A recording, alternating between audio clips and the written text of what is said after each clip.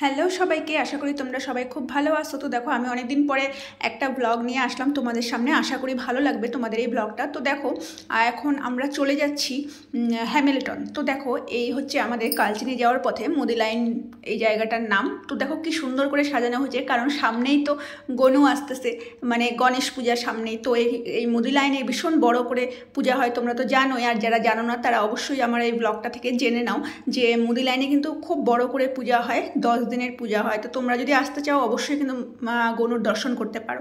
তো দেখো এখানটায় আমরা চলে আসলাম হ্যামিল্টনে, এখন দশকর্ম ভাণ্ডারে।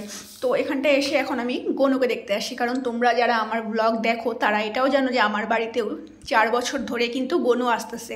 তো এবার নিয়ে 4 বছর হবে। তো তার জন্য গনুকে আনার জন্য আমি গেলাম দশকর্মা ভাণ্ডারে। তো আগে তো দেখে আসতে হয়, কারণ সব নিয়ে চলে যায় সবাই, যাদের যাদের পূজা হয়। তো আগের থেকে বুক না করে আসলে গনুকে কিন্তু পাওয়া যায় না। তার জন্য আমি কিন্তু অনেক দিন ধরে জিজ্ঞেস করতেছিলাম দোকানে যে গনুকে আসে, তো বলে এখনও আসে নাই। তো তারপরে আসার পরে আমি কিন্তু ফাইনালি চলে গেলাম আজকে দেখতে। আর এখানে দেখো কি সুন্দর সুন্দর গনু। প্রত্যেক বছর কিন্তু এই কাজটা আমিই করি, তো সেই মতো এইবারেও দায়িত্বটা আমার উপরেই পড়লো। তো যাই হোক, দায়িত্ব নিতে আমার ভালোই লাগে। তো দেখো আমি চলে গেলাম, আর গিয়ে কিন্তু আমি এখানটায় কাকুটার সঙ্গে গল্পও শুরু করে দিলাম। মানে এত গনু দেখে কিন্তু আমার চোখ ধাঁধায় গেছে, কোনটা ছেড়ে কোনটা নিব। আমার তো সবাইকেই নিয়ে আসার ইচ্ছা, কিন্তু সবাইকে তো নিয়ে আসা যায় না, তো যে কোনো একজনকে আনতে হবে। তো এখানটায় দেখো কেউ বসে আছে, কেউ দাঁড়ায় আছে, কেউ এইভাবে আধা শোয়া আধা বসা হয়ে আছে। তো কোনটা ছেড়ে কোনটা নিব, এত সুন্দর সুন্দর সব ছিল। তো আমি তো প্রচণ্ড কনফিউজড। তো এখানে দেখো আমি একটু দেখে নিচ্ছি, মানে এটা আমি প্রত্যেক বছর করি।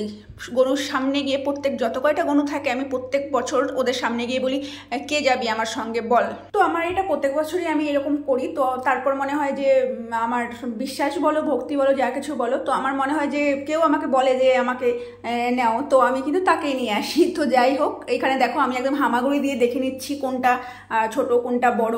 তো প্রত্যেক বছর তো একটু একটু বাড়াতে হয়, তো এবার আমাদের একটু বাড়াতে হবে। তো তার জন্য দেখে নিচ্ছিলাম। আর ছোট ছোট ঠাকুরগুলো এত সুন্দর ছিল না, মানে কি বলবো, মনে হয় একদম চটকায় দিয়ে আসি। তো যাই হোক, দেখো আমি কিন্তু এখানে হামাগুড়ি দিয়ে দেখে নিচ্ছি, কারণ বিশাল বড় দায়িত্ব বলো এটা। সবাই তো ঠাকুরটা দর্শন করতে আসে। আর যদিও সব ঠাকুরই সুন্দর, মানে কোনো ঠাকুরের মুখ সুন্দর না এরকম তো হতে পারে না, কারণ সেই ঠাকুরের সুন্দরতা বিচার করার তো আমরা কেউ না, তাই না বলো। তো যাই হোক, এখানটা দেখো তার মধ্যে একটু রং বেরঙের পাগড়ি, রং বেরঙের জামা কাপড়, তো এগুলো একটু দেখতে মানে দেখিনি। তো সেটাই দেখছিলাম আমি। আর একটা ঠাকুর খুব পছন্দ ছিল, কিন্তু ওর গালের মধ্যে একটু তোমার ছিল, মানে একটু চামড়াটা উঠে গেছিলো, কারণ এগুলো তো বাইরের থেকে আসে, এখানে বানানো না, তো এরকম হতেই পারে। তো যাই হোক, আমার ওটা পছন্দ ছিল, কিন্তু মনে একটু খুঁতখুত থেকে গেল। আর এই গনুটাকে দেখো, ও আবার একদম ওর বাহনের উপর বসে আছে। আর আমি কিন্তু একটু আদর করে নিলাম, ওর সুপটা ধরে একটু কুচুমুচু করে নিলাম। তো দেখো আমি এরকম প্রত্যেক বছরই করি ঠাকুর দেখতে গিয়ে। তো এই দেখো এই ঠাকুরটাও কি সুন্দর, এই ছোট ঠাকুরটা কি সুন্দর, মানে সব প্রত্যেকটা, তোমাদের আগেই বললাম আমি প্রত্যেকটা ঠাকুর সুন্দর। তো কোনটা নিব তোমরা কি গেস করতে পারতেছো কিছু? তো আমাকে কিন্তু কমেন্টে অবশ্যই জানাবে যে আমি কোন ঠাকুরটা নিলাম। আর যখন আমার বাড়িতে গনু আসবে তখন তো তোমাদের সঙ্গে অবশ্যই শেয়ার করব, তখন তোমরা দেখতেই পারবা। তো এখানে দেখো সব ঠাকুর কিন্তু একদম সুন্দর করে একটা একটা করে লাইন দিয়ে একদম বসানো। আচ্ছা, তোমাদের কার কার বাড়িতে গণেশ পূজা হয় আমাকে কিন্তু এটাও কমেন্টে অবশ্যই জানাবা।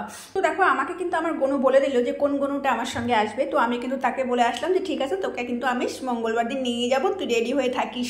তাহলে আজকের ব্লগটা এখানেই শেষ করি। সবাই খুব ভালো থেকো, সুস্থ থেকো, এবং সবাই একসাথে বলো গণপতি বাপ্পা মোরিয়া।